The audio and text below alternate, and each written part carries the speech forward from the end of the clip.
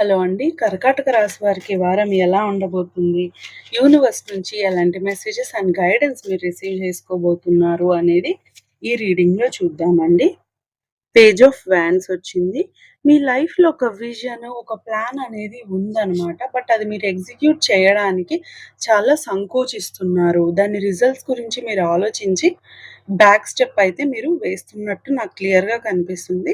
But మీరు present ఉన్న సిట్యుయేషన్‌లో మీకు ఆ రిజల్ట్స్ గురించి అవసరం లేదు. ఆ రిజల్ట్స్‌ని యూనివర్స్‌కి వదిలేసి పాజిటివ్ రిజల్ట్సే నాకు యూనివర్స్ ఇస్తుంది అనే నమ్మకంతో మీరు డేరింగ్‌గా స్టెప్ అయితే తీసుకోండి.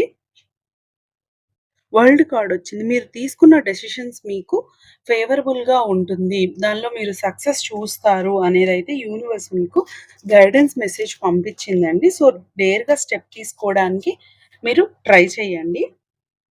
అన్‌కవరింగ్ ద ట్రెజర్స్ వచ్చింది. మీరు ఏదైతే ఇప్పుడు డేర్‌గా స్టెప్ తీసుకొని ఒక జర్నీ అనేది స్టార్ట్ చేయబోతున్నారో, ఆ జర్నీ మీకు లైఫ్‌లో చాలా మంచి లెసన్స్‌ని నేర్పించబోతుంది. తెలియని విషయాల్ని ఎన్నో మీకు నేర్పించబోతుందనమాట. ఫైనాన్షియల్ పరంగా ఈ వారం మీకు చాలా ఫేవరబుల్‌గా ఉంది.